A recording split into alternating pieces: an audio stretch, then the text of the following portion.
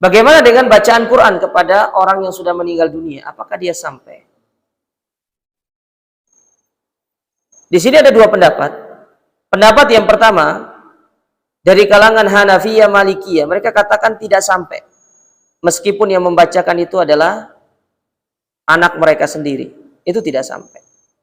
Tapi saya lebih condong dengan pendapat Imam Syafi'i. Imam Syafi'i mengatakan sampai, tapi dengan catatan yang membaca itu yang punya hubungan. Istri, anak, cucu. Ataupun saudaranya, saudara rahimnya. Saya lebih condong dengan pendapat itu.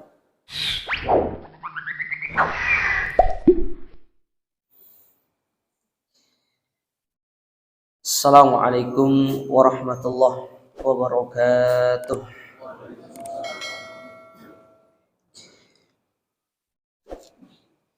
Alhamdulillahi ala ihsani wa syukru lahu ala taufiqihi wa amtinani. Wa asyhadu an la ilaha illallah wahdahu la syarika lahu ta'ziman li sya'nih. Wa asyhadu anna Muhammadan ad-da'i ila ridwani. Allahumma salli wa sallim wa ala alihi wa ashabihi wa ikhwani. Kaum muslimin wal muslimat, para hadirin dan hadirat, para jamaah Masjid Al-Firdaus yang semoga senantiasa selalu dalam lindungan Allah Subhanahu wa taala.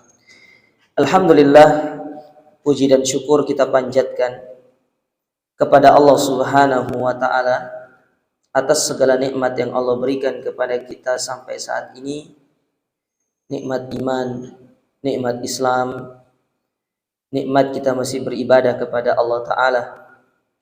Dan salah satu ibadah yang sangat agung yang Allah berikan kepada kita di kesempatan yang berbahagia ini, yaitu kita bisa belajar tentang ilmu agama, yang mana itu merupakan nikmat yang luar biasa yang tidak diberikan kepada setiap manusia yang hidup di atas muka bumi ini. Oleh karenanya para jamaah sekalian, nikmat menuntut ilmu ini senantiasa untuk selalu disyukuri. Bagaimana cara kita bersyukur atas nikmat ilmu ini? Adalah dengan istiqomah, dengan kita belajar dan selalu kita memohon pertolongan kepada Allah agar kita dimudahkan untuk bisa mengamalkan ilmu yang telah kita pelajari. Sebagaimana diungkapkan di dalam pepatah Arab mengatakan, al-ilmu bila amalin kasyajari bila thamar. Ilmu tanpa amal itu ibaratkan pohon yang tidak berbuah. Jadi setiap pagi jenengan hanya sapu daunnya, tapi nggak ada buahnya. Maka diibaratkan seperti itu ilmu yang tidak diamalkan. Oleh karenanya, supaya ilmu tersebut bermanfaat, maka hendaklah kita mengamalkan ilmu tersebut agar itu bisa menjadi saksi di hadapan Allah Subhanahu wa ta'ala. Para jamaah dirahmati dan dimuliakan oleh Allah, pada kesempatan yang berbahagia ini saya ingin membacakan sebuah tulisan, yang mana tulisan ini ada sekitar 4,5 halaman ya, yang berkaitan dengan ma yantafi'u bihil mayyit, apa yang bermanfaat bagi seseorang setelah dia meninggal dunia. Kenapa poin ini harus kita bahas? Yang pertama, bahwasanya Allah Subhanahu wa taala berfirman, kullu nafsin dha'iqatul maut. Setiap yang bernyawa itu pasti akan merasakan kematian. Kita yang duduk di tempat ini ataupun mereka yang berada di luar sana, semua kita akan meninggal. Tidak ada manusia yang tidak meninggal dunia. Semuanya akan merasakan yang namanya kematian. Meskipun kita tidak senang dengan yang namanya kematian, akan tetapi kematian itu akan datang kepada kita cepat atau lambat. Qul innal mautal ladzi tafirruna minhu fa innahu mulaqikum. Katakanlah, itulah kematian yang kalian lari dari kematian tersebut. Meskipun kalian berusaha untuk lari, tapi kematian itu yang akan mendekati diri kalian. Di dalam sebuah athar yang dibawakan Imam Bukhari, di dalam kitab beliau Sahihul Bukhari, di Kitabur Riqaq pada bab fil amali wa tulihi, itu bab yang berkaitan dengan panjangnya amal-amal, panjangnya angan-angan. Di situ dibawakan sebuah perkataan dari Ali bin Abi Thalib radhiyallahu taala an, di mana Ali bin Abi Thalib pernah mengatakan irtahalatid dunya mudbiratan wartahalatil akhiratu mukbilatan. Sesungguhnya kehidupan dunia ini dia terus bergerak menjauhi kita, karena semakin singkat waktu kita di atas muka bumi ini. Sedangkan kehidupan akhirat dia terus bergerak datang untuk bertemu dengan kita. Itulah kematian. Karena kematian itu sebagaimana kata Nabi SAW, awwalu manzilin min manazilil akhirah. Dia itu merupakan persinggahan pertama dari persinggahan-persinggahan hari kiamat. Jadi ketika seorang sudah meninggal dunia, itu adalah start awal dia untuk dia berjalan bertemu dengan Allah Ta'ala di hari kiamat. Itu start awalnya. Kuburan itu start awal dari kehidupan akhirat. Kita berpindah dari alam dunia menuju alam akhirat. Dan alam akhirat itu startnya dari kuburan kita. Sebagaimana Nabi SAW mengatakan tadi, bahwasanya kuburan itu merupakan awwalu manzilin min manazilil akhirah. Itu merupakan tempat persinggahan pertama sebelum nanti kita akan melewati step-step berikutnya. Mulai dari adab fitnah kubur, azab kubur, ataupun nikmat kubur. Setelah itu nanti kita masuk ke dalam fase berikutnya, yaitu yaumul ba'ats, hari dibangkitkan. Kemudian yaumul mahsyar, hari dikumpulkan. Kemudian masuk lagi ke dalam, yaitu yaumul syafa'ah, hari di mana manusia meminta syafaat. Panjang. Hari yang sangat panjang. Ya. Makanya kita diingatkan masalah ini oleh Allah Ta'ala di dalam Al-Quranul Karim, baik di dalam hadis-hadis Nabi Sallallahu Alaihi Wasallam. Tujuannya apa? Supaya kita ini bisa mempersiapkan diri kita, ikhwan.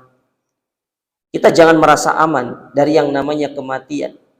Kata Imam Syafi'i rahimahullahu ta'ala, beliau mengatakan, wa kam min sakimin asya minad dahar, wa kam min sahihin mata min ghairi illatin. Betapa banyak orang yang sehat, dia mati tanpa sebab. Dia sehat, segar bugar, setiap hari berolahraga, dia mengambil sebab-sebab yang membuat dia tidak sakit, yang membuat dia tidak merasakan yang namanya kematian. Tapi namanya takdir kita tidak ngerti. Manusia tidak ngerti kapan dia meninggal dunia. Tapi betapa banyak orang yang sakit, koma, bahkan divonis sama dokter usianya tidak akan lama lagi. Tapi justru Allah memberikan dia usia yang lebih panjang daripada orang yang sehat.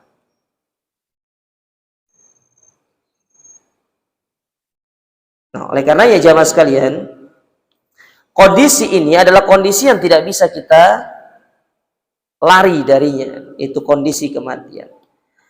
Namun Nabi SAW menasihatkan kepada kita melalui sebuah pertanyaan yang diajukan kepada beliau, di mana beliau pernah ditanya, ayyul mu'min akyas, siapa mukmin yang paling cerdas itu? Maka Nabi SAW menjawab dengan dua sifat. Sifat yang pertama, aktsarul lil mauti dzikra, orang yang paling banyak mengingat kematian. Sedangkan yang kedua, wa ahsanuhum isti'dadan lima ba'dah, yaitu orang yang paling baik persiapannya setelah dia meninggal dunia. Itu dua sifat orang yang cerdas menurut Nabi SAW. Banyak ingat mati, dan yang kedua adalah orang yang paling baik persiapannya setelah kematian. Nah, persiapan itu kata para ulama itu meliputi persiapan yang dia lakukan sendiri dan persiapan yang dia upayakan ketika dia meninggal dunia, pahala itu tetap ngalir sama dia. Jadi ada persiapan yang dia lakukan sendiri. Dia benar-benar melelahkan dirinya untuk mempersiapkan dirinya dengan hal tersebut. Dan ada hal-hal yang dia persiapkan ketika dia meninggal dunia, itu pahalanya tetap ngalir.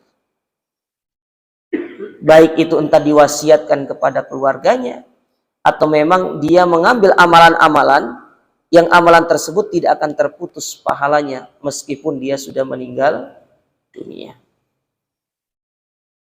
Oleh karenanya Allah Subhanahu wa taala berfirman di dalam surat Yasin pada ayat yang ke-12. Dalam surat Yasin pada ayat yang ke-12, ketika Allah Subhanahu wa taala mengatakan, "Inna nahnu nuhyil mauta wa naktubu ma qaddamu wa atharahum wa kulla syai'in ahsaynahu fi imamin mubin." Dan sungguh kami akan menghidupkan orang-orang yang mati. Jadi dihidupkan kembali orang-orang yang mati itu. Sebagaimana disebutkan oleh para ulama bahwasanya mereka akan dihidupkan kembali ketika tiupan sangkakala yang kedua. Kan tiupan sangkakala itu ada dua. Yang pertama, tiupan untuk membinasakan seluruh makhluk yang ada di atas muka bumi ini, bahkan seluruh yang ada di langit ini.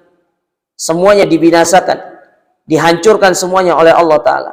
Termasuk malaikat yang meniup sangkakala itu, dihancurkan sama Allah Ta'ala. Setelah itu dibangkitkan dia dulu. Baru dia meniup untuk tiupan yang kedua, untuk membangkitkan manusia di padang mahsyar. Nah, setelah manusia itu dibangkitkan, apa yang terjadi?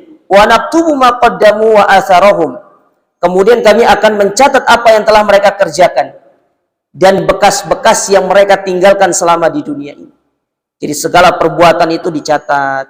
Kemudian apa yang mereka tinggalkan selama di dunia itu nanti akan diberikan nanti di hari kiamat. Mereka akan menanggung, kita akan menanggung seluruh akibat kita selama di dunia ini di hari kiamat. Kita akan mempertanggungjawabkan apa yang kita kerjakan selama di dunia ini nanti di hari kiamat. Nah, sebelum hal itu terjadi, sebelum hal tersebut kita dapatkan, perlu sekiranya kita selama di dunia ini benar-benar mempersiapkan diri kita.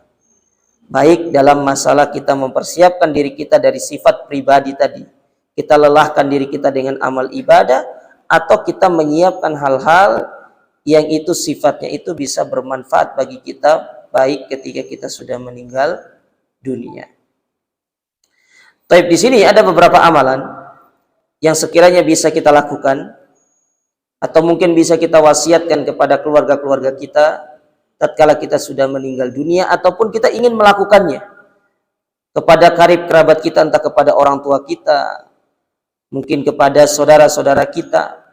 Maka kita bisa melakukan amalan-amalan berikut ini. Yang pertama adalah doaul muslim lah, yaitu doa seorang muslim terhadap saudaranya.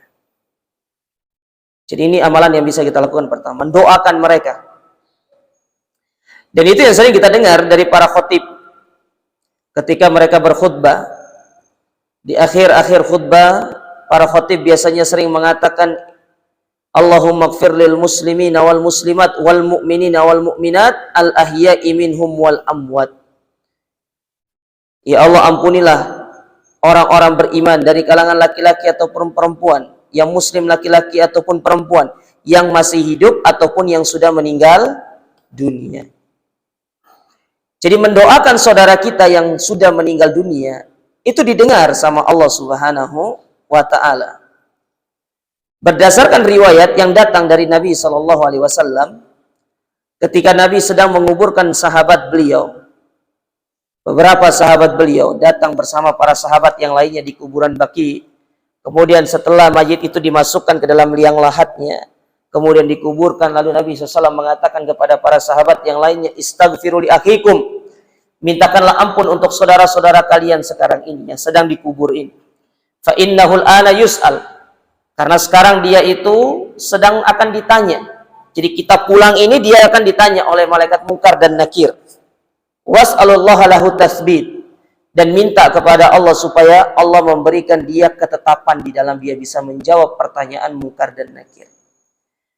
Nah, dari hadis itu yang bermanfaat itu yang hidup doakan yang mati. Itu yang bermanfaat. Kita mendoakan saudara kita yang sudah meninggal. Kita yang masih hidup bisa memberikan manfaat kepada orang yang meninggal. Mungkin ada yang bertanya kepada kita, Ustaz, bukankah Allah berfirman dalam Al-Quran, wala tahsabanna alladziina qutilu fi sabilillahi amwat. Jangan mengira orang-orang yang meninggal dunia itu dia mati, padahal dia masih hidup di sisi Allah. Benar, dia hidup di sisi Allah Ta'ala. Itu dari kalangan para wali mungkin, ataupun yang lain dari banyak penafsiran dalam masalah itu. Tapi yang perlu dipahami dari tafsir ayat itu, ketika mereka disebutkan mereka hidup di sisi Allah, bukan berarti mereka bisa memberikan manfaat kepada kita. Tapi kita yang masih hidup yang memberikan manfaat kepada orang-orang yang sudah meninggal dunia. Logika sederhana, andai kata orang meninggal dunia itu bisa memberikan kita manfaat, ngapain Umar bin Khattab itu datang kepada Abdullah ibnu Abbas ketika dia sedang mendapati ujian pancaklik panjang, hujan tidak turun. Kenapa tidak datang ke kuburan Nabi? Padahal pada waktu itu Umar itu berada di kota Madinah. Tapi datanya kepada Abdullah ibnu Abbas meminta supaya berdoa kepada Allah Ta'ala.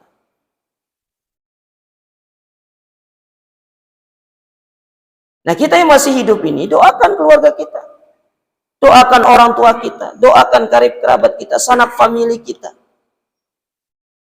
doakan, minta ampun kepada Allah Ta'ala untuk mereka, terutama kedua orang tua kita.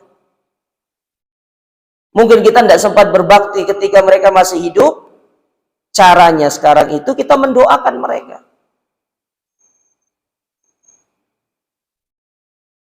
Bukankah Nabi SAW dalam hadis yang lain beliau pernah bersabda, ketika menceritakan tentang orang tua yang diangkat derajatnya sama Allah Ta'ala sampai pada derajat yang sangat tinggi, maka orang tua tersebut mengatakan kepada Allah, ya Allah, anna li hadza, apakah ini benar untukku?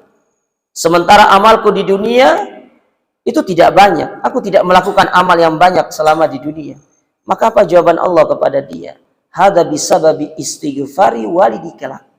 Ini disebabkan karena istighfar dari anakmu untuk dirimu. Jadi mendoakan orang yang sudah meninggal, memohonkan ampun untuk mereka, itulah perkara yang bermanfaat. Itulah yang mereka butuhkan. Itu yang sejatinya mereka harapkan dari kita yang masih hidup ini. Maka berikan doa kita. Jangan pelit berdoa itu untuk saudara, masyarakat muslimin. Doa itu gratis. Apalagi mendoakan orang tua yang sudah meninggal, jangan pernah pelit.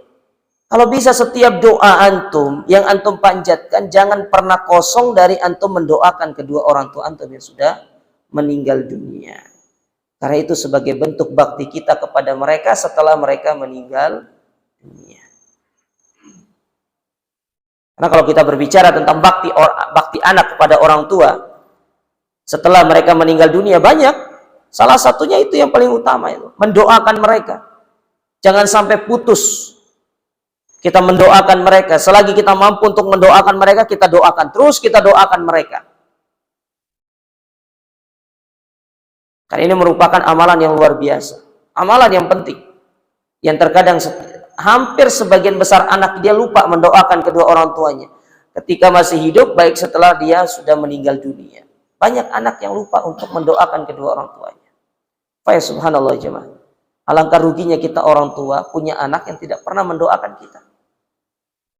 Makanya sering saya sampaikan di tempat yang lain, suksesnya orang tua itu mendidik anaknya bukan ketika anaknya mampu memberikan dia uang setiap bulan, memberikan harta kepada dia, bukan itu. Harta itu dijamin sama Allah. Sudah dijamin sama Allah harta itu. Rizki itu dijamin sama Allah. Tapi suksesnya kita mendidik anak kita itu, ketika anak kita selalu mengangkat kedua tangannya dan selalu mengawali doanya, permintaannya dengan mengatakan Rabbi ghafirli wali walidayya warhamhuma kama rabbayani shaghira. Itu tidak semua anak bisa. Tidak semua anak bisa. Terkadang kita pun belum tentu bisa. Apalagi kita yang mungkin baru-baru ngaji. Dulu kita beranggapan bahwasanya setiap hari itu bagaimana kerja. Setiap hari kerja. Kita berpikir kalau berdoa minta supaya pekerjaan kita dimudahkan. Kita awali dengan meminta rezeki. Padahal sebenarnya awal doa itu kita meminta ampunan untuk kedua orang tua kita. Itu kita awali dengan demikian. Ya. Jadi penting masalah ini. Allah Subhanahu wa taala berfirman dalam surat Al-Hasyr menjelaskan tentang doa seorang muslim kepada muslim yang lainnya. Itu penting. Allah mengatakan walladzina ja'u min ba'dihim yaqulun, dan orang-orang yang datang setelah mereka mengatakan Rabbana ighfir lana wa li ikhwanina alladzina sabaqu bil iman wa la taj'al fi qulubina ghillan lil ladzina amanu rabbana innaka raufur rahim. Mereka mengatakan, ya Rabb kami, ampunilah kami dan saudara-saudara kami yang telah mendahului kami dalam masalah keimanan, yaitu yang telah mereka meninggal dunia. Mereka meninggal dunia dalam kondisi mereka beriman. Apa yang mereka minta? Minta ampun kepada Allah untuk saudara-saudara mereka yang sudah meninggal dunia. Dan jangan jadikan di dalam hati-hati kami al-ghil, rasa dongkol, rasa hasad kepada orang-orang yang telah beriman. Ini adalah hal yang harus didoakan dalam diri supaya kita hilangkan rasa hasad dalam diri ini, jemaah. Karena di antara perusak daripada agama itu adalah al-ghil, hasad. Dan itu yang dibawakan oleh Ibnul Jama'ah Al-Kinani dalam kitab beliau Tadhkiratus Sami' wal Mutakallim. Apalagi penuntut ilmu itu tidak boleh hasad sama orang. Hilangkan sifat hasad dalam diri ini. Hasad sama orang, dengki sama orang, itu penyakit yang jelek, buruk. Seorang mukmin itu tidak kenal penyakit itu sebenarnya. Itu bukan sifatnya seorang mukmin, dia hasad sama orang itu. Ditinggalkan.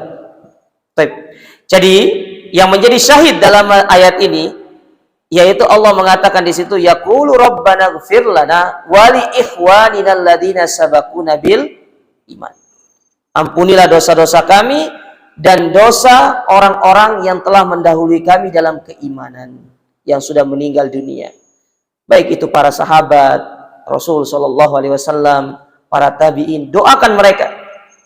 Mintakan ampun kepada Allah untuk mereka. Dan jangan lupa kita mendoakan saudara-saudara kita yang lainnya yang sudah meninggal dunia. Baik. Dalam hadis Nabi SAW misalkan, dalam hadis riwayat Muslim dari sahabat Safwan ibn Abdullah, anna Nabi sallallahu alaihi wasallam qala, bahwasanya Nabi SAW pernah bersabda, da'watul mar'il muslim li akhihi bi dharil ghaib mustajabah. Doa seseorang terhadap saudaranya dalam kondisi tidak tahu, jadi yang didoakan itu tidak ngerti dia didoakan, itu mustajab. Tapi jangan antum selesai berdoa, misalkan antum selesai berdoa nanti ketemu sama temannya, tadi malam saya doakan kamu, itu nggak perlu kalau itu. Akhirnya nanti dia ketahuan doanya jadinya. Ini doa yang dia tidak tahu, kita doakan dia. Antum punya tetangga, misalkan antum doakan tetangga antum. Tapi jangan besok pagi ketemu, saya tadi malam doakan kamu. Akhirnya jadinya bukan dhahril ghaib namanya. Bukan dalam kondisi yang gaib namanya nanti. Karena sudah dikasih tahu, diceritakan, berarti bukan gaib lagi. Berarti sudah maklum namanya. Gaib itu dia tidak ngerti kita doakan dia. Tidak paham kita doakan dia. Kita mendoakan dia. Tanpa dia suruh kita mendoakan dia. Kita memintakan ampun kepada dia, kepada Allah untuk dia. Kita angkat kedua tangan kita mendoakan dia. Nah, ini yang jarang juga terjadi dalam diri kita. Mendoakan saudara, memohonkan ampun kepada Allah untuk saudara, itu hal-hal yang jarang sekali terjadi. Jangankan mohon ampun untuk saudara, untuk orang tua saja bisa-bisa tidak ada, mungkin tidak pernah kita lakukan. Ataupun mohon ampun untuk diri sendiri saja mungkin tidak pernah kita lakukan kepada Allah. Jadi belajar, ikhwan. Minta ampun untuk diri sendiri, minta ampun untuk orang tua, minta ampun untuk saudara, untuk teman, untuk tetangga. Belajar. Dan subhanallah, kata para ulama, orang-orang yang membiasakan dirinya memohon ampun kepada Allah Ta'ala untuk saudaranya, itu salah satu cara untuk menghilangkan sifat hasad kepada orang. Cara menghilangkan sifat hasad kepada orang lain. Coba tes. Training diri antum sebulan. Itu dapat menghilangkan sifat hasad dalam diri kita. Nah, kata Nabi SAW di sini, doa seorang muslim kepada muslim yang lainnya dalam kondisi dia tidak tahu, itu mustajab. Inda ra'sihi malakun muwakkal, yang mana ketika dia berdoa itu ada malaikat yang akan mengaminkan. Kullama da'a li akhihi bi khairin, selama orang tersebut mendoakan kebaikan untuk saudaranya, qalal malakul muwakkal, maka malaikat tersebut akan mengatakan, amin walaka bimithlin. Semoga Allah mengabulkan doamu dan semoga engkau mendapatkan apa yang kau mintakan untuk saudaramu tersebut. Jadi kita doakan kita doakan saudara kita didoakan oleh malaikat. Malaikat kalau sudah berdoa, dikabulkan sama Allah. Nah, dari hadis ini ada dua faedah. Faedah yang pertama, mendoakan saudara dalam kondisi dia tidak tahu, itu adalah doa yang mustajab. Yang kedua, faedahnya kata para ulama, kalau pingin doanya cepat dikabulkan, antum sering-sering doakan orang lain. Kita kadang-kadang berdoa itu ya, doa kita itu belum tentu dikabulkan dalam waktu yang cepat. Bisa jadi karena masih ada penghalang-penghalang doa yang ada dalam diri kita. Entah kita dalam kondisi sedang memutuskan hubungan tali silaturahim dengan keluarga, entah mungkin kita sedang melakukan perbuatan dosa, atau mungkin masih ada perkara-perkara yang haram dalam diri kita yang itu menjadi sebab terhalangnya doa untuk dikabulkan. Nah, cara yang cepat untuk dikabulkan doa itu dengan mendoakan saudara kita. Doakan saudara kita, malaikat yang akan mendoakan kita. Ini cara yang sering dilakukan oleh para ulama, para salaf kita terdahulu.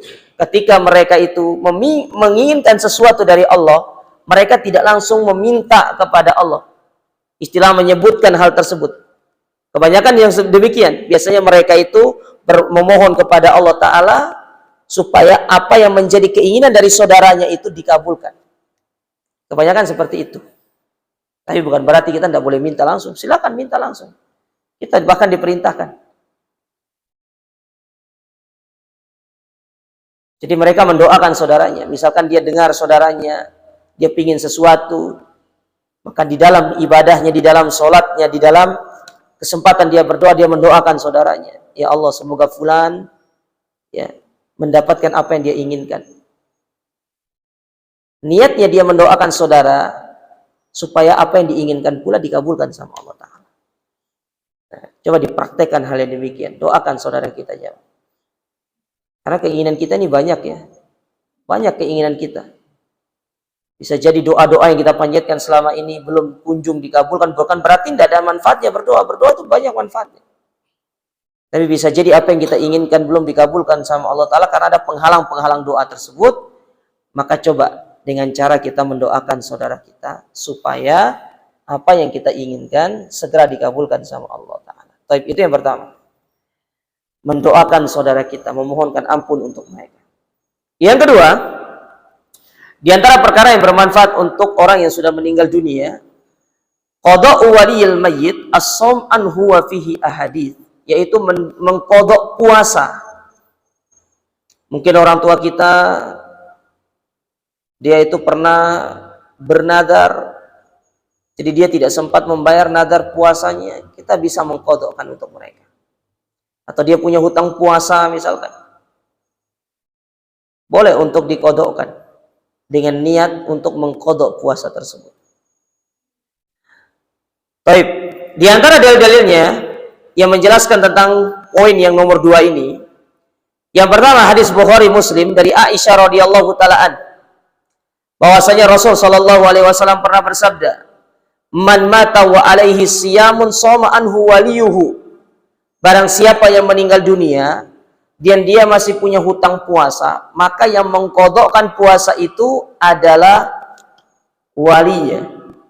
yaitu orang-orang yang ditinggal, entah itu nanti anaknya ataupun bisa jadi suaminya atau istrinya.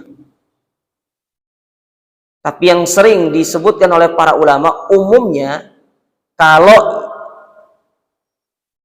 orang tua itu meninggal, entah salah satunya, yang mengkodokkan itu biasanya yang paling umum itu anaknya. Kita mengkodokkan untuk orang tua kita. Misalkan dia punya hutang puasa berapa, ya dikodokkan.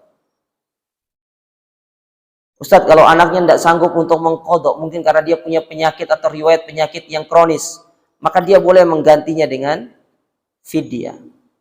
Kalau memang tidak ada anggota lain yang akan mengkodok, misalkan dia anak satu-satunya, tidak ada anggota keluarga yang lain yang akan mengkodoknya, sementara dia terkena penyakit kronis, maka dia boleh menggantinya dengan membayar fidyah. Dan fidyah itu yaitu kita memberikan makan kepada sejumlah orang berdasarkan jumlah puasanya. Apakah sehari 3 kali? Tidak, sehari sekali saja. Jadi satu puasa untuk 1 kali makan, itu aja.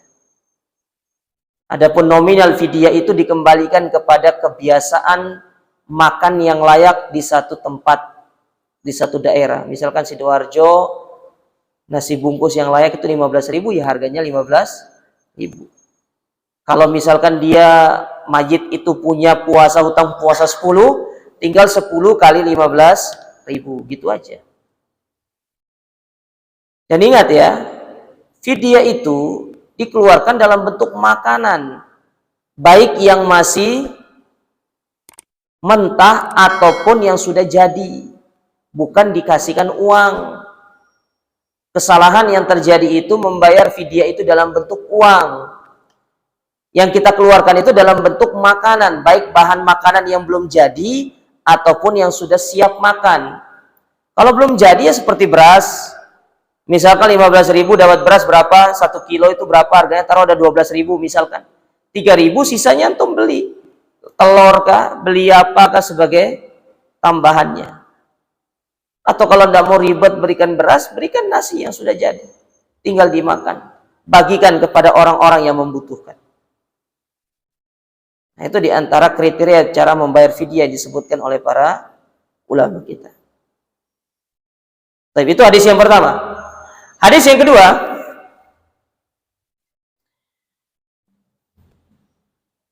yaitu dalam Sunan Abi Dawud dari hadis Abdullah ibnu Abbas radhiyallahu taala an.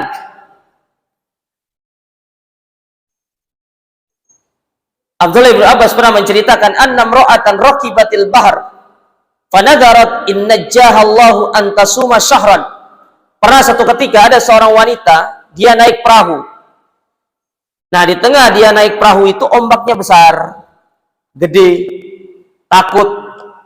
Dalam kondisi itu dia berdoa sama Allah, dia bernazar, ya Allah, kalau aku selamat, aku akan puasa 1 bulan. Dia bernazar di atas perahu tersebut. Kalau aku selamat, aku akan bernazar puasa 1 bulan. Fanajjahallahu. Ternyata Allah menyelamatkan dia. Falam tasum hatta matat. Dan dia tidak puasa sampai dia meninggal dunia. Jadi nadarnya tidak ditunaikan. 1 bulan dia berpuasa tidak ditunaikan. Maka apa yang terjadi? Faja'at ibnatuha au ukhtuha ila Rasul sallallahu alaihi wasallam. Maka datanglah anak perempuannya kepada Rasul untuk bertanya masalah perihal nadar dari ibu ini. Ya Rasulullah, ibuku pernah bernadar. Waktu itu naik perahu, besar ombaknya. Lalu dia bernadar, kalau aku selamat, aku akan puasa 1 bulan. Ternyata dia diselamatkan sama Allah sampai ke daratan. Namun dia tidak puasa menunaikan nadarnya 1 bulan. Maka dia bertanya, bagaimana caranya? Fa'amaroha antasuma anha. Maka Rasul memerintahkan anak ini untuk berpuasa untuk ibunya. Jadi dia berpuasa 1 bulan untuk ibunya. Nah, makanya jenengan perlu tuh bertanya kepada orang tua. Mungkin kalau mereka sudah sepuh, ya tanya, punya hutang puasa enggak? Bukan hanya hutang harta ya, nanti akan kita sebutkan hutang harta ini. Jangan tanya cuma hutang harta, hutang puasa tanya, ada hutang puasa enggak? Ada nadar nggak yang belum ditunaikan? Kalau ada, segera untuk ditunaikan. Kalau sudah meninggal dunia, nanti anak yang harus menunaikan nadar tersebut. Kalau tidak ditunaikan, dia berdosa. Makanya para ulama mengatakan nadar itu sesuatu yang makruh. Tapi kalau sudah dikeluarkan, wajib ditunaikan. Makanya jangan sedikit-dikit bernadar. Jangan sedikit-dikit bernadar. Karena Nabi SAW mengatakan, an-nadru la yakhruju illa min bakhil. Nadar itu keluar dari orang-orang yang pelit. Jadi kalau dia tidak dapat manfaat, dia tidak mau mengeluarkan sesuatu, itu namanya orang pelit namanya. Kita itu sama Allah tidak boleh hitung-hitungan seperti itu. Allah itu baik sama kita. Karunia Allah itu luas sama kita. Nikmat Allah itu luas sama kita. Antum hitung nikmat Allah sama kita, jamaah sekalian, tidak bisa. Andai kata oksigen itu yang kita hirup setiap hari harus dibayar, itu sudah berapa harta yang harus kita keluarkan untuk membayar oksigen satu hari itu. Ambillah hitungan di rumah sakit. Orang yang sakit, yang tidak bisa bernafas secara normal, harus dibantu dengan oksigen. Itu berapa sih dia mengeluarkan biaya? Satu tabungnya itu. Berapa itu satu tabung itu? Nggak usah pakai tabungnya. Isinya aja. Berapa kita bayar satu tabung itu? Ada yang pernah? Nggak pernah? Semoga tidak ya. Taruhlah hitungan kotornya. Tabung itu isi tabung itu kita bayar untuk bernafas sehari 50.000. Antum kali sebulan, antum kali setahun, antum kali seusia antum itu berapa antum keluarkan uang? Itu baru oksigen doang antum bayar. Belum yang lainnya. Nah, sama Allah itu tidak boleh perhitungan, tidak boleh hitung-hitungan. Nah, termasuk orang hitung-hitungan sama Allah Ta'ala itu nadar itu. Kalau nggak dapat manfaat dari Allah, dia tidak mau berinfak, dia tidak mau bersedekah, dia tidak mau mengeluarkan hal-hal yang itu bahkan dia bermanfaat untuk dirinya sendiri. Itu namanya orang pelit, orang bakhil. Sama Allah kok hitung-hitungan. Sementara Allah tidak pernah pelit kepada kita. Hatta kita bermaksiat sama Allah. Nikmat itu tetap Allah berikan sama kita. Andai kata orang bermaksiat itu di stop nikmatnya sama Allah, tidak ada orang hidup di atas muka bumi ini. Semua kita maksiat. Tidak ada yang menjamin dirinya tidak maksiat. Ada di antara kita yang menjamin diri kita tidak maksiat. Semua kita maksiat. Entah itu maksiat yang besar ataupun yang kecil, semua kita bermaksiat kepada Allah. Ya, maka jangan hitung-hitungan sama Allah itu. Sama Allah kok hitung-hitungan. Itu pelit namanya, bakhil namanya. Sementara Allah tidak pernah perhitungan sama kita. Ada orang kafir masuk Islam. Kebaikan yang pernah dilakukan di masa kafirnya itu diberikan pahala ketika dia masuk Islam. Orang baik apa Allah Ta'ala? Jadi itu pernah ditanya sama Amr bin As kepada Nabi SAW. Amr datang, ya Rasulullah, dulu waktu aku jahiliyah, aku punya kebaikan. Kira-kira kebaikan-kebaikan yang aku lakukan di masa jahiliyah itu diberikan pahala enggak? Kata Nabi SAW, diberikan. Diberikan pahala. Padahal itu dilakukan ketika dia di masa jahiliyahnya. Makanya sekali lagi tidak boleh hitung-hitungan kepada Allah Subhanahu wa Ta'ala. Baik, kita kembali ke sini. Jadi membayar hutang puasa itu bermanfaat bagi si mayit. Ya, bermanfaat bagi si mayit. Maka kalau ada keluarga kita yang dia punya utang puasa dan dia sudah meninggal dunia, maka dikodokkan, puasakan, niatkan untuk kita membayar kodoknya dia. Maka dengan demikian insya Allah Allah Ta'ala akan memberikan pahalanya kepada si mayit tersebut. Baik, kemudian yang ketiga, di antara amalan yang bermanfaat untuk orang yang sudah meninggal dunia adalah qada'ud dain, yaitu membayar hutang. Nah, ini kadang-kadang hutang ini penting ya Mas kalian. Makanya hutang itu harus dicatat biar tidak lupa. Kalau untuk punya hutang dicatat supaya nanti kalau kita meninggal mendadak, daftar hutang kita itu jelas. Ya. Daftar hutang kita itu jelas.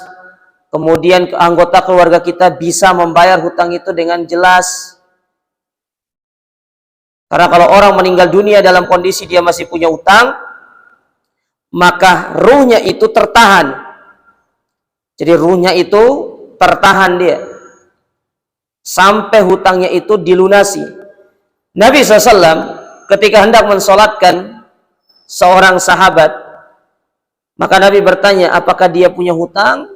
Ada hutangnya. Nabi tidak mau mensolatkan sampai ada yang menjadi kafilnya, sampai ada yang mau bertanggung jawab untuk melunasi hutangnya, yang memberikan jaminan bahwa hutangnya akan dilunaskan. Baru Nabi mau mensolatkan orang ini. Karena ini penting masalah hutang ini. Antum nggak bayar di dunia hutang sama orang, di akhirat antum nggak bisa bayar pakai uang, tapi antum bayarnya pakai pahala atau dosa. Antum nggak punya pahala, dosa orang antum akan tanggung. Dosa kita ini sudah banyak, ikhwan. Jangan kita nambah dosa orang lain terhadap diri kita. Kita ini sudah banyak dosa. Kita ini sudah berat dengan dosa. Kita pun akan dihisap lama dengan dosa kita. Jangan ditambah dengan dosa orang kepada diri kita. Dikhawatirkan kita termasuk orang-orang yang bangkrut nanti di hari kiamat. Kita itu disuruh untuk mengikis dosa kita, bukan menambah dosa orang sama kita. Nah, kalau antum punya utang, segera ditunaikan hutang tersebut. Dilunasi. Ya, segera dilunasi. Tapi ada satu kabar gembira dari Nabi SAW kepada orang-orang yang dia itu, apa istilahnya ya? Jadi ada orang hutang sama kita, lalu kita hutangnya itu sudah kita bebaskan. Tapi saya tidak menyarankan kalau hutangnya 100 juta, 200 juta antum bebaskan, ya jangan. Tapi kalau 100 ribu, 200 ribu sudah antum ikhlaskan aja. Supaya antum bisa masuk dalam hadis ini. Kata Nabi SAW, man andhara mu'siron awwadu alah. Barang siapa yang dia itu memberikan waktu tenggang kepada orang berhutang. Contoh ya, ada si A datang ke si B pinjam uang. Saya mau pinjam uang sama antum. Berapa? Sekian. Ya udah, tempo sekian bulan ya kamu bayar. Nah, sampai pada bulan itu dia belum bisa membayar. Orang ini datang sama dia. Saya belum bisa bayar, mohon maaf. Berikan saya tenggangan waktu untuk bisa membayarnya. Lalu kita beri tenggangan waktu tersebut. Diberi waktu tenggang untuk membayarnya lagi. Dari waktu yang sudah disepakati. Ya udah, saya kasih kamu waktu 1 bulan lagi untuk membayarnya. Diberi tenggangan waktu lebih lama lagi. Atau kita mengatakan sama orang yang berhutang ini, sudah kamu tidak usah bayar hutangmu. Kamu sudah lunas. Tidak perlu kamu bayar. Uangnya kamu pakai saja. Apa kata Nabi SAW? Maka orang ini akan mendapatkan naungan nanti di hari kiamat. Antum bayangkan hadis ini jemaah sekalian. Sekedar antum memberikan waktu tenggang kepada orang yang berutang, itu bisa mendapatkan naungan di hari kiamat. Apalagi kalau antum katakan sama orang berutang yang sudah lunas. Tapi itu tadi, kalau 100 juta ya jangan sudah. Tapi kalau 100 ribu, buat apa antum kejar 100 ribu, 200 ribu, ikhwan?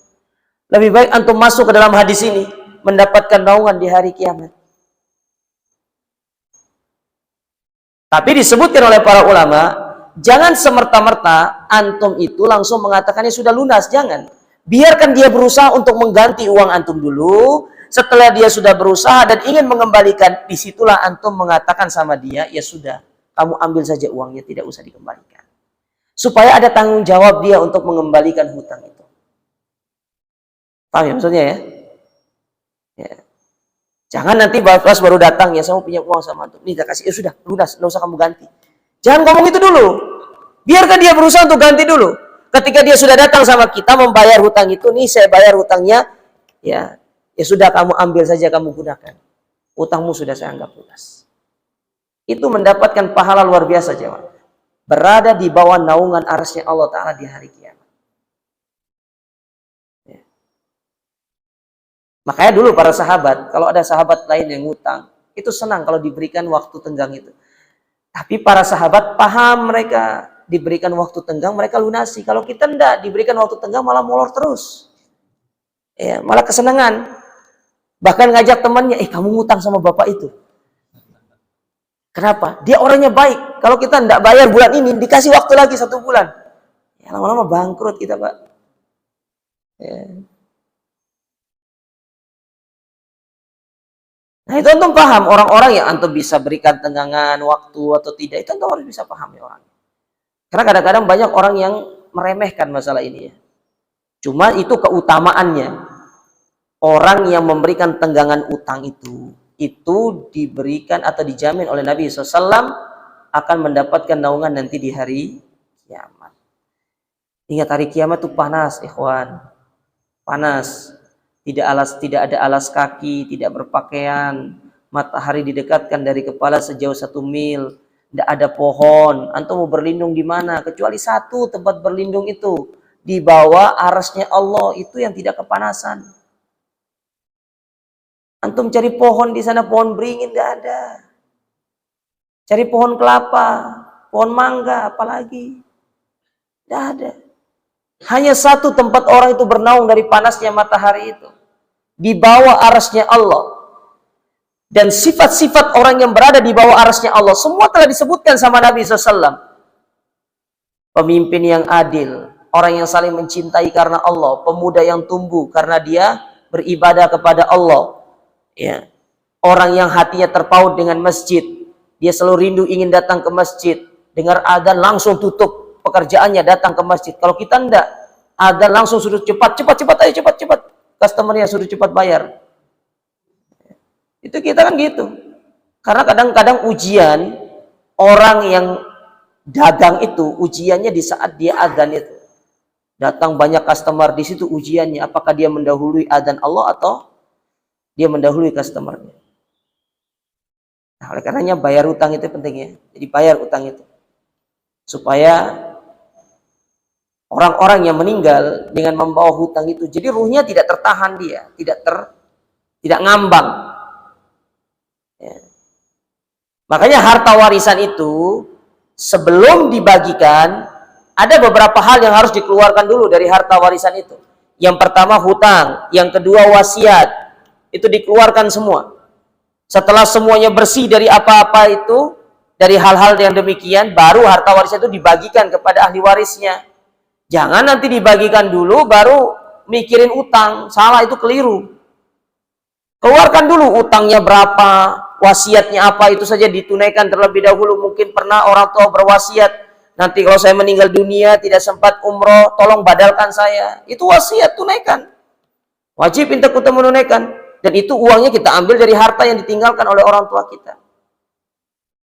Ini enggak, orang tuanya meninggal langsung dibagikan harta warisannya. Padahal ada utangnya, ada ininya segala macam. Harus dikeluarkan dulu baru dibagikan. Itu kesalahan di dalam pembagian harta warisan yang sering kita dapati. Ini harus diperbaiki jemaah sekalian. Ya, kadang-kadang masyarakat banyak yang tidak paham dalam masalah ini.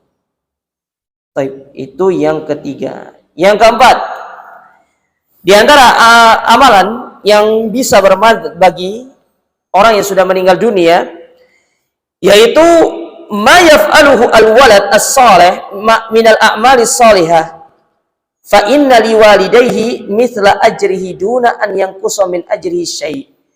Yaitu amalan yang dilakukan oleh seorang anak, pahalanya langsung otomatis ngalir. Tanpa antum niatkan, itu sudah langsung ngalir kepada orang tua. Contoh ya, antum puasa, meskipun antum tidak niatkan untuk orang tua antum, itu pahalanya langsung ngalir kepada orang tua kita.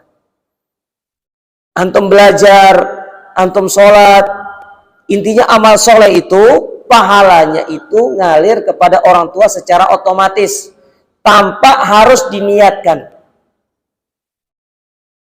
Jadi nggak harus diniatkan, misalkan, ya Allah saya puasa ini untuk orang tua saya. Nggak perlu harus diniatkan seperti itu. Antum niatkan untuk diri antum, pahalanya juga ngalir kepada orang tua. Karena Allah Ta'ala berfirman dalam surat An-Najm, wa allaisa lil insani illa ma sa'a. Bahwasanya setiap manusia, dia akan mendapatkan apa yang dia usahakan. Nah, anak yang soleh ini, yang beramal, yang melakukan ketaatan, itu merupakan usaha dari orang tuanya. Maka apa yang dilakukan oleh anak, itu pahalanya ngalir kepada orang tuanya secara otomatis. Antum pergi haji, antum pergi umroh, orang tua sudah meninggal dunia, pahalanya ngalir kepada orang tua juga. Jadi tidak perlu diniatkan. Itu sudah secara otomatis dia ngalir. Antum baca Quran, pahalanya ngalir sama orang tua. Baik mereka masih hidup atau sudah meninggal dunia. Makanya selama kita bisa beramal, kita terus beramal. Karena pahalanya juga ngalir untuk orang tua kita. Dan itu lebih dibutuhkan oleh orang tua daripada sekedar Anda memberikan harta duniawi. Benar, kita dituntut untuk memberikan harta duniawi kepada orang tua kita, apalagi kita anak laki-laki. Tapi yang paling dibutuhkan oleh orang tua itu adalah aliran pahala yang terus ngalir kepada dia. Itu yang paling dibutuhkan oleh orang tua kita. Maka jangan berhenti beramal. Jangan berhenti melakukan ketaatan, itu penting. Selain bermanfaat untuk diri kita sendiri, bermanfaat untuk mereka. Maka coba lihat ya, variasi-variasi ibadah dalam agama kita itu banyak. Selain daripada ibadah yang wajib, yang sunnah itu banyak. Sholat sunnah banyak, puasa sunnah banyak, ya sedekah sunnah itu banyak. Haji, ada umrohnya. Banyak ibadah-ibadah itu yang bisa antum usahakan. Antum duduk di majelis ilmu, pahalanya juga ngalir kepada orang tua kita. Antum melaksanakan sholat syuruk, misalkan antum melaksanakan sholat duha, itu pahalanya ngalir kepada orang tua kita. Jadi tidak perlu diniatkan, dia langsung ngalir secara otomatis. Dan itu janji dari Nabi Shallallahu Alaihi Wasallam. Tidak mungkin Nabi itu berjanji kalau tidak benar. Makanya sebisa mungkin, ya, hari-hari kita jangan kosong dari ibadah. Karena itu akan bermanfaat bagi kedua orang tua kita, apalagi sudah meninggal dunia. Ya, maka beramal, terus beramal. Dan kalau bisa antum punya amalan, satu amalan yang amalan tersebut menjadi amalan yang dawam, yang terus antum kerjakan. Tidak harus banyak-banyak kok. Satu aja dari setiap amalan yang diperintahkan oleh Allah Ta'ala kepada kita. Sholat misalkan. Sholat apa yang antum bisa lakukan secara terus-menerus? Antum pertahankan sholat itu. Yang kedua, puasa misalkan. Puasa apa yang antum bisa lakukan secara terus-menerus? Antum tidak bisa puasa Daud, nggak apa-apa. Ada puasa Senin Kemis. Ustaz, Senin Kemis kayaknya terlalu berat. Ya udah, nggak apa-apa. Antum puasa Ayyamul Bid misalkan. 3 hari setiap bulannya. Intinya antum cari puasa yang antum bisa lakukan secara terus-menerus. Yang dilakukan secara dawam, secara berkesinambungan. Karena selain pahalanya kepada kita, itu pahalanya kepada kedua orang tua kita. Mungkin itu yang bisa kita persembahkan kepada kedua orang tua kita. Kita tidak bisa berbuat banyak, tapi itu sudah cukup untuk bisa mengangkat derajat mereka di hari kiamat kelak. Itu kaitannya dengan amal soleh. Yang kelima, ya,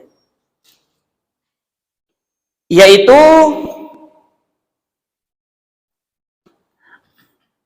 apa-apa yang telah diusahakan oleh si mayit sebelum dia meninggal dunia. Yang mana Nabi SAW menyebutkan ada 3. Jadi memang amalan ini sudah dia upayakan sebelum dia meninggal dunia. Dia punya amalan ini. Sehingga tatkala dia meninggal dunia, amalan ini terus ngalir kepada dia pahalanya. Di mana Nabi SAW menyebutkan ada 3. Yang pertama, sedekah jariyah. Sedekah yang sifatnya pahalanya terus mengalir. Nah, para ulama ketika menyebutkan masalah ini, umumnya sedekah sedekah jariyah ini, itu ada beberapa macam. Satu, yaitu seorang bersedekah ke masjid. Selama masjid itu dipakai, selama itu pula pahalanya terus ngalir kepada dia.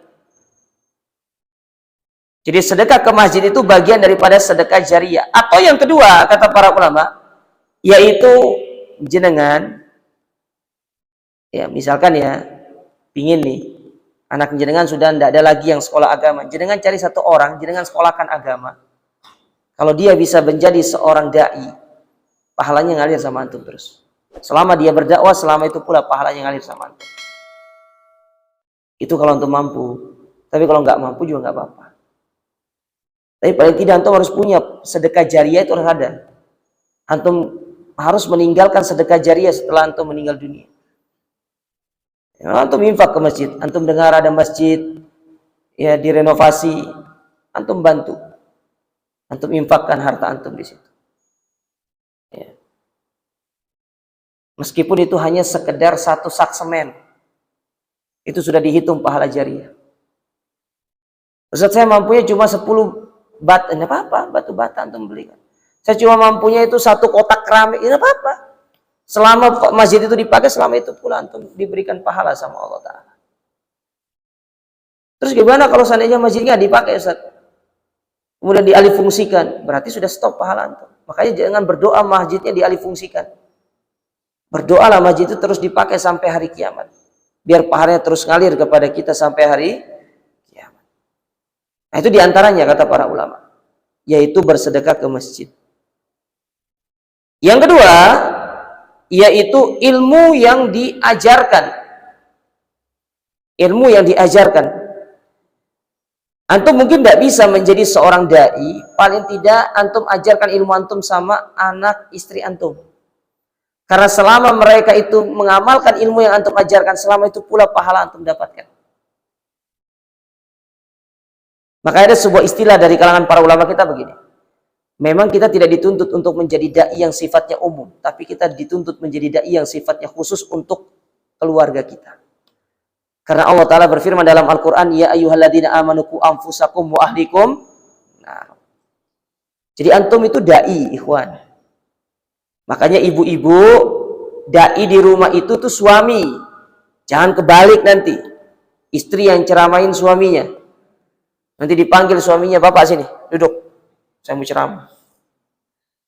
Ya, nah, suami itu harus punya ilmu. Gimana seorang suami tidak punya ilmu? Gimana mau jadi dai di rumahnya? Makanya bapak-bapak harus belajar. Usia boleh tua, tapi semangat harus 45, Pak. Harus belajar. Gimana mau mengajarkan anak istrinya kalau tidak punya ilmu? Kata orang Arab, fakidu syai la yu'ti. Orang nggak punya itu tidak bisa memberi dia.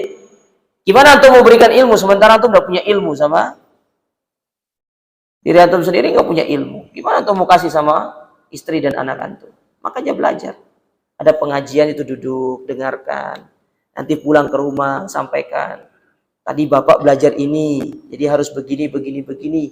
Tidak harus seperti memberikan telapak tangan perubahan itu. Pelan-pelan, step by step. Pelan-pelan. Tidak harus terburu-buru berubah itu. Yang penting ada tekad yang kuat untuk menjadi orang yang baik. Diajarkan keluarga. Karena ingat bapak-bapak ya, kita itu nanti di hari kiamat itu digugat sama istri kita.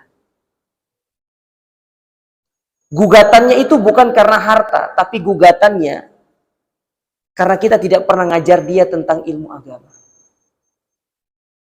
Kata Amr bin Qais al-Mulai, beliau pernah mengatakan begini, innal mar'ata latukhasimu zawjaha yaumal qiyamati indallah.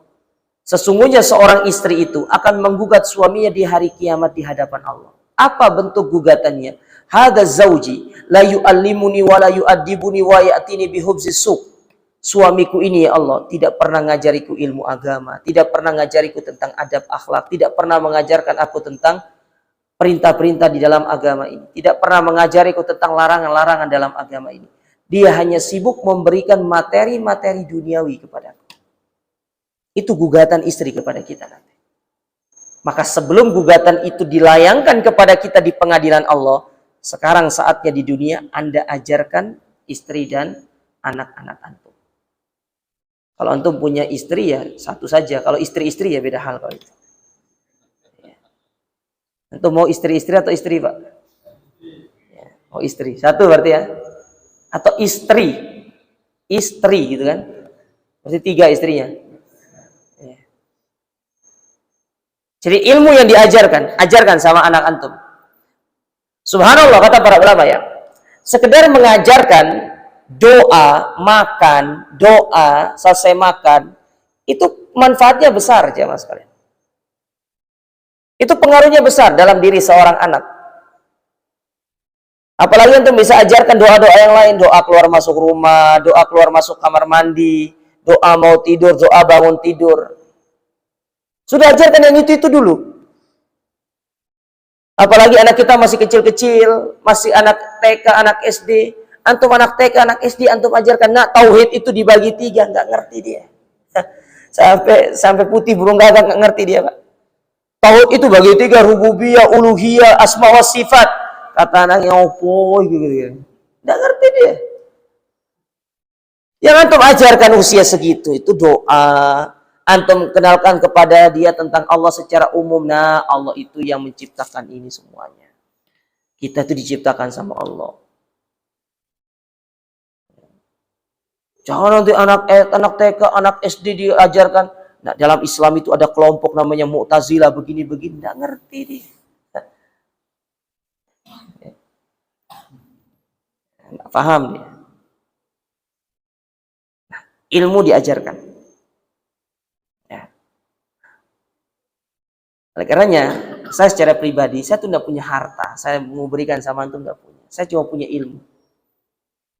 Dan saya berharap di hadapan Allah Ta'ala nanti, ilmu yang saya ajarkan kepada antum itu bermanfaat. Ya. Bisa menjadi saksi bagi saya di hari kiamat.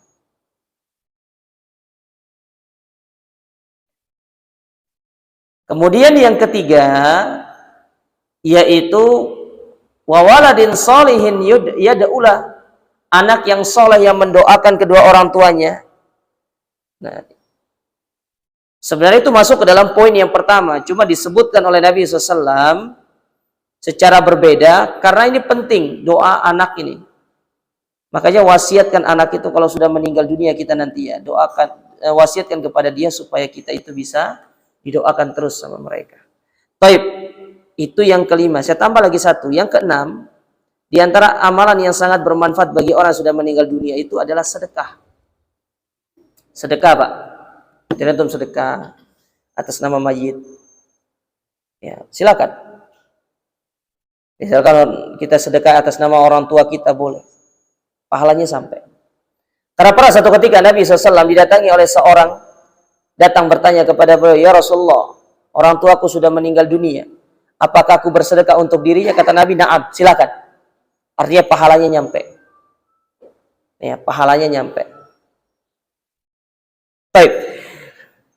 Sebelum saya tutup, ada satu permasalahan di sini. Bagaimana dengan bacaan Quran kepada orang yang sudah meninggal dunia? Apakah dia sampai? Di sini ada dua pendapat. Pendapat yang pertama, dari kalangan Hanafiyah, Malikiyah, mereka katakan tidak sampai. Meskipun yang membacakan itu adalah anak mereka sendiri. Itu tidak sampai. Tapi saya lebih condong dengan pendapat Imam Syafi'i. Imam Syafi'i mengatakan sampai, tapi dengan catatan yang membaca itu yang punya hubungan. Istri, anak, cucu. Ataupun saudaranya, saudara rahimnya. Saya lebih condong dengan pendapat itu. Ya. Maka kita sebagai anak, kita menghadiahkan bacaan Quran untuk orang tua kita, insya Allah sampai. Kalau kita yang memiliki hubungan rahim dengan mereka. Sekali lagi ya, seperti istri atau suaminya, anaknya, cucunya, atau saudara serahimnya.